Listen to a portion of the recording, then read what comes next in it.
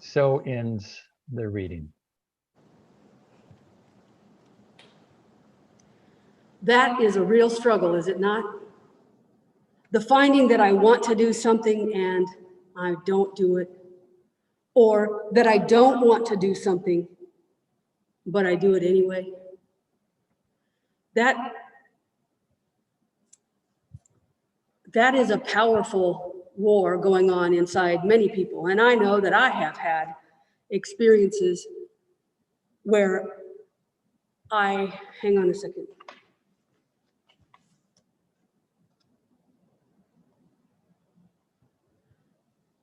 Dylan, I can't see what you typed to me, so if you need to give me a message, please just speak. My apologies, Jerry. You're good to go. Okay, thank you. Anyway, we do what we don't want to do. We want to do stuff and then we never get it done.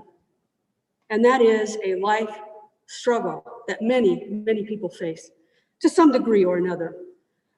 I know for me, I want to be really productive and I feel great when I wake up. And then some little thing happens that derails me from my plan for the day.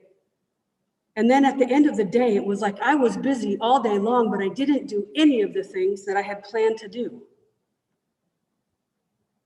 So I try again the next day and the next day. The struggle is real. The struggle is real. And I see this text coming to life in the life of Bruce Nolan. Bruce kind of wears on the outside in his actions that struggle that so for many of us is an internal struggle. But I thank Bruce Nolan for displaying it proudly, or maybe not so proudly, that struggle that we want to do what is right, we want what is good, but we don't quite know how to get there. See, he wants things that are normal things to want. He wants his job and to feel progress and growth in his job. He wants his girlfriend Grace and he to be in a good relationship. They're not bad things. They're good things. And as Bruce would say, when it's good, it's good, it's good, it's good. He says that several times in the movie. It's good. But you see, the thing with Bruce is the focus. His need for recognition and affirmation, well, it's eating all of the peace and the joy and the happiness out of his life. And that deeply impacts Grace. See, Bruce struggles in not knowing how do I make it happen? How do I have the things that I want in life? The movie's pretty clear about some of those things. He wants to be an anchor news reporter and not just someone out telling cute stories. He wants to be happy with life, with Grace. He has this ever-present sense of discontentment. He wants a trained dog that stops making messes in the house. He wants self-respect. And he does want contentment. Those are things that are not too different from the things that we want. But Grace is growing more and more unsettled. You see, Grace is a person of faith who prays, and Bruce is decidedly not a prayer. In fact, he sees God as someone who doesn't even care about him. and even takes it one step farther. God is the force in life that is trying to undo him, is trying to ruin Bruce's life. This eats away at him so much that he ends up being a reporter on a live news feed and being, let's just say, very inappropriate in his broadcasting. And yes, it was live. It didn't work for him. And you see him being literally thrown out of the building once he gets back to work, along with the box of his belongings. And you see Grace, who's this person that's continually invites Bruce to go to prayer meeting with him, to go to worship with him. And Grace prays often in this movie. She has a deep connection with God, the source of guidance and strength and comfort. And as Bruce's discontentment and angst with life grows, so does Grace's prayer. But it doesn't seem to impact Bruce. So when Bruce is fired from his job, that increases the tension between Grace and Bruce, and Grace leaves and goes to stay at the house of a friend.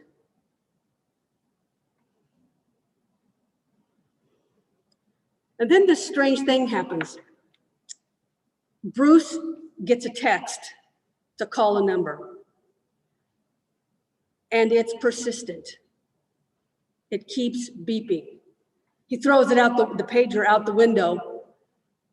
Car runs over it, breaks it into a lot of tiny pieces, and yet the beeping, you have a message, continues. And it's the same number. So Bruce goes inside and he calls the number, and he's given an address of where he needs to go. So he shows up at this warehouse, and he goes to the 7th floor, and he finds nothing. This big empty warehouse space room, bigger than the sanctuary. And he is like, phew. He meets the janitor, and he clearly is unimpressed with this whole building thing and being summoned there. And then he finds out that this maintenance person is actually God. And he gets mad at God and tells him that he doesn't match up to what people think he is. And then they have a conversation, and Bruce says, I could solve all of this in 5 minutes. I don't know why it's taking you so long. And then they go for a walk outside and they walk on water. Bruce hardly realizes that that's what's going on. But there's this sense of God is really trying to get to Bruce, really trying to make sense and meaning for Bruce. But then he decides that he's going to make Bruce God, give Bruce all of the powers of God.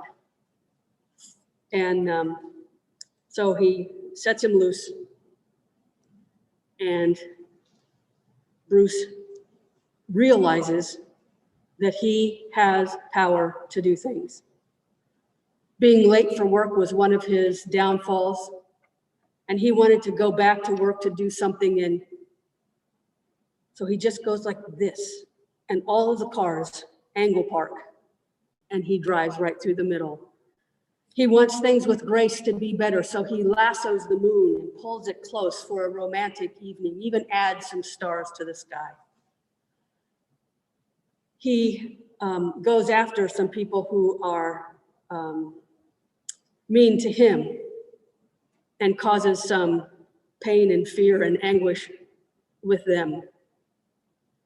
He gets a bowl of soup in the diner, and he parts the tomato soup, just like the Red Sea.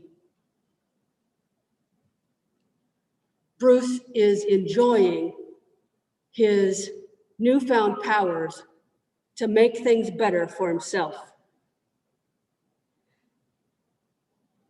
And then he realizes that saying yes to people's prayers, pulling the moon close in,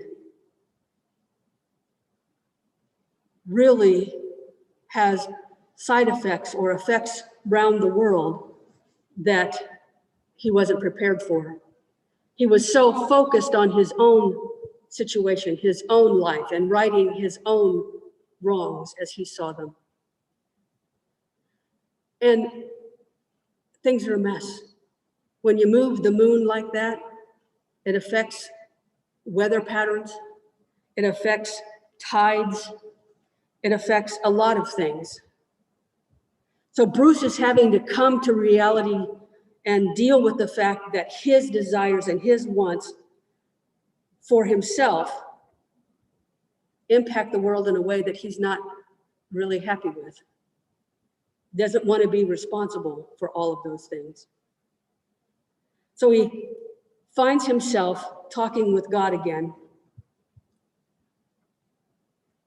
And they're back in the warehouse, and they're mopping the floor. And you see them, and they are in rhythm, in sync, mopping the floor together. You know, they come in, they go out, they come in, they go out. It really is quite an amazing choreograph of mopping. But in that moment, God says to Bruce, no matter how filthy anything gets, you can always clean it up. Bruce made a big mess. He can't undo the flooding that was caused by pulling the moon in close, but he can change how he deals with the power of the Almighty in himself. You know, he moves a little bit closer when he starts with the place, I am Bruce Almighty, my will be done. To realizing that if it's just Bruce's will, the whole world gets out of whack. It's tough. And then he continues to have different conversations with God, and he realizes that he can't do things for everybody. Excuse me.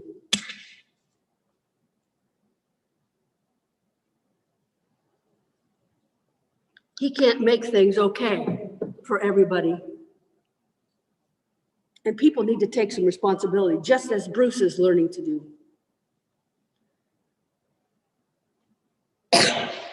Excuse me. And then God says this to him.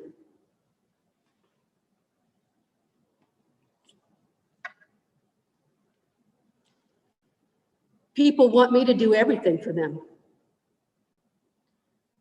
And what they don't realize is that they have the power. That's an interesting thought. So many times, Bruce has blamed God for not answering his prayer, when what really needed to happen was that Bruce needed to accept responsibility for his own actions. And how true that is in so many different venues. And I want to say part of growing up as a teenager is learning that very lesson. That we want people to do things for us because we have been a child and that's the way things were. But growing up means that we go through this phase where we realize that what we want has to be tempered by the community in which we live and by caring for the lives of those around us. I would like to say by the time you're 21 that you have that firmly in mind. and that you live your life according to that. But that's not the truth. The truth is that many of us don't get that message or think that it doesn't apply to us. Like COVID, the spread of COVID could be knocked down very low if we would all wear masks faithfully. I'm the only one in the sanctuary. In fact, I'm the only one in the whole building. And yet, I have learned that it's my responsibility to wear this mask, even when I'm alone, because I am in a common space.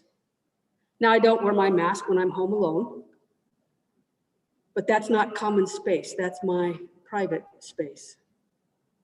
So you'll be seeing me wearing a mask because I'm learning this lesson too, that it's not just a one-shot deal, that you have to keep thinking about what I want based upon what is good for those in the community.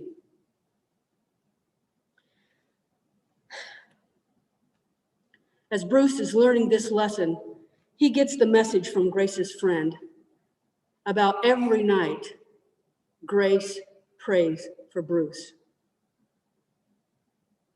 And that somehow begins to crack open his heart a little bit. And he goes to his program on his computer called Yahweh. Yahweh! That's where all of the prayers, Bruce has decided to collect them. And so he does a search and he finds Grace and Bruce. And he sees prayer after prayer after prayer after prayer after prayer of her asking God for Bruce to depend on God. That whatever was a problem, that God heal that problem. That Bruce realized that God is there for him. And then he realizes that Grace is praying right now. And so in his mind, he stands outside the window and watches her pray. Oh God, I still love him.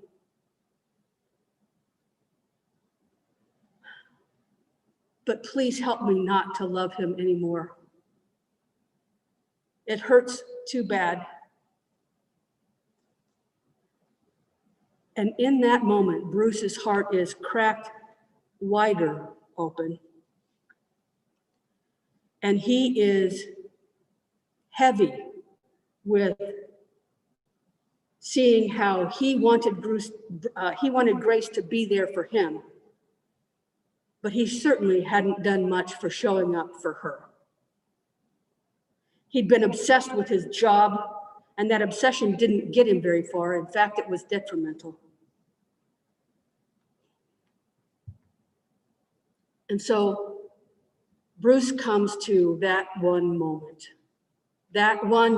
when there's a cracking wide open of his heart. And you see him walking down the street in pouring rain, soaking. Well, here, just watch a clip.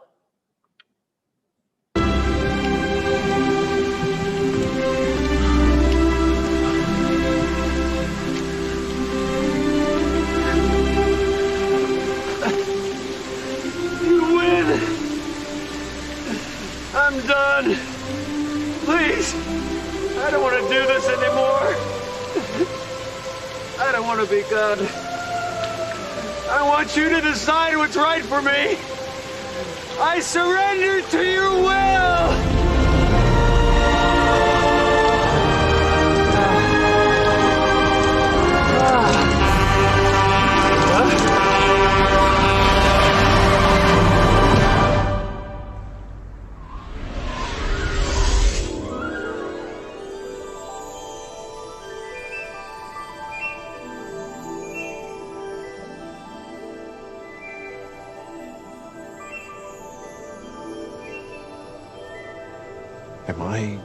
You can't kneel down in the middle of a highway and live to talk about it, son. But why? Why now? Bruce, you have the divine spark. You have the gift for bringing joy and laughter to the world. I know, I created you. Quit bragging. See, that's what I'm talking about. That's the spark.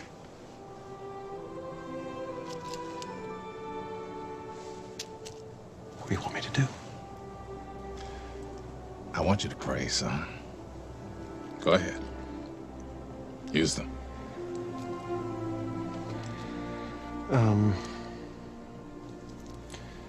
Lord, feed the hungry and bring peace to all of mankind. How's that? Great. If you want to be Miss America. Now, come on. What do you really care about?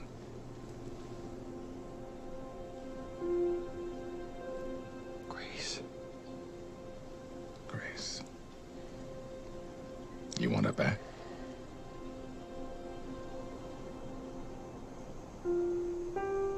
No. I want her to be happy. No matter what that means.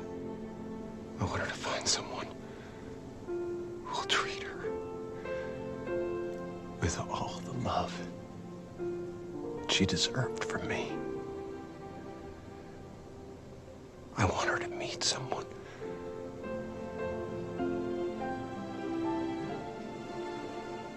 who'll see her always as I do now.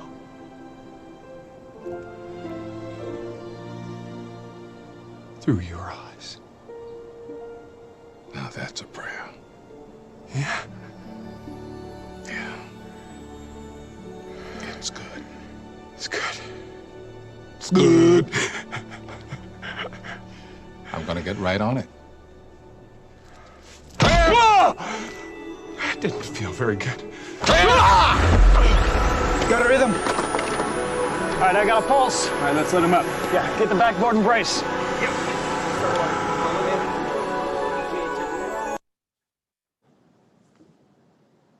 Wow.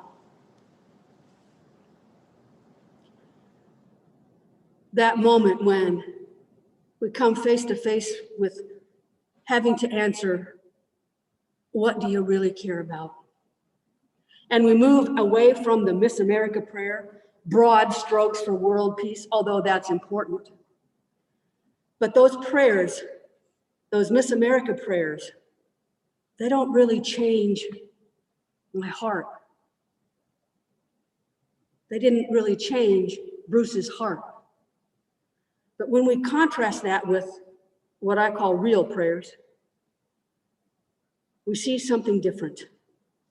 We see Bruce move from a pious position of praying for world peace to a broken, open, I want Grace to be happy. And I think about the movie Lars and the Real Girl, and how Lars was talking with his brother and says, how do you know you're a man? And his answer boils down to, when you really love somebody and you do the right thing, even when it's not easy. And then we saw over and over again in A Wrinkle in Time, that breaking open and breaking open of ourselves. And we saw it in, I can't remember their names, but one of the misses. She said, I need to go change. And you see her start taking her scarf off and it's blowing in the wind. And then she reappears. And it wasn't a change of clothes. It was a change of how she was in the world. And she could fly. And she carried the three characters on her back and took them someplace where stepping alone could never take them. And we see that again here when Bruce moves into I want Grace to be happy no matter what that means. And Bruce finally has this moment where he realizes that it's not just that he can't do God's job. It's that God being present in Bruce's life takes care of so many things that Bruce worries about in life. As the movie goes forward, we see that Bruce is back to doing the funny, short news clips, the community interest. And he finds that he and Grace are back together again. Because you see, it's not just about wanting someone to love you and trying to get them to love you.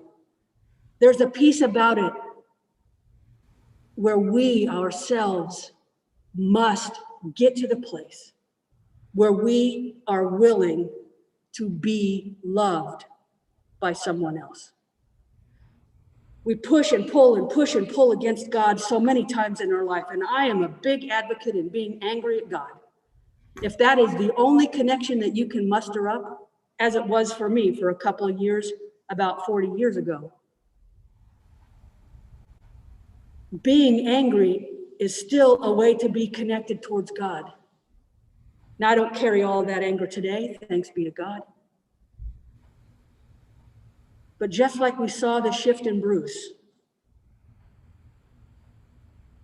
we too can have that shift in our life. When we gain contentment and we realize our place and our purpose, we flourish. As we stay connected to God, we are more connected to the people around us.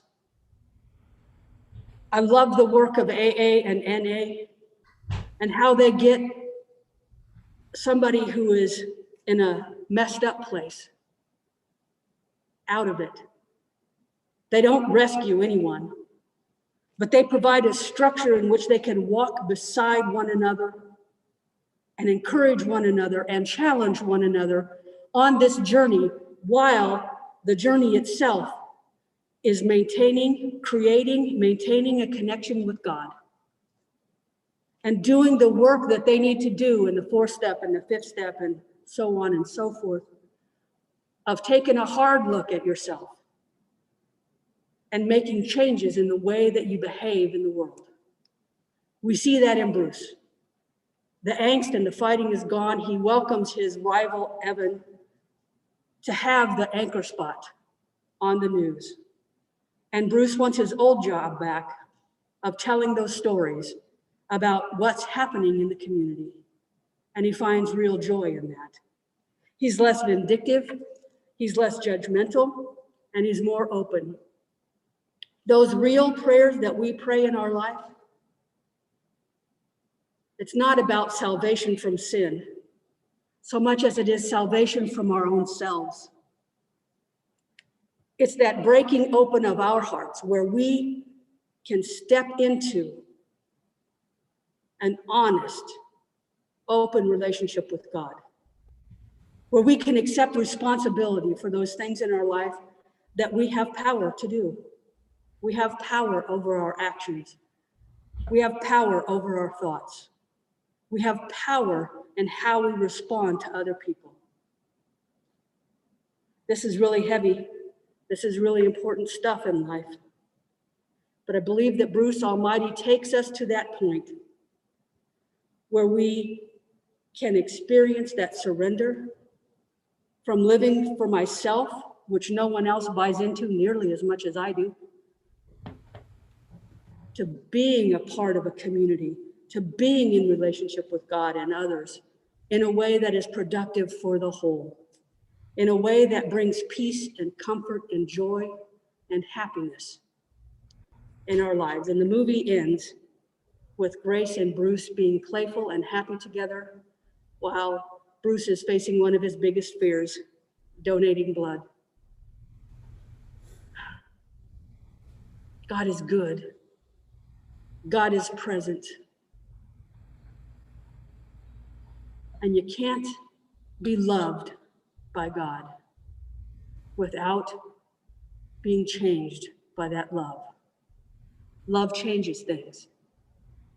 Love builds relationship. Love invites us to pray real prayers, the hard and dirty ones, where we can be honest. And that being seen for who we are is so valuable in our lives.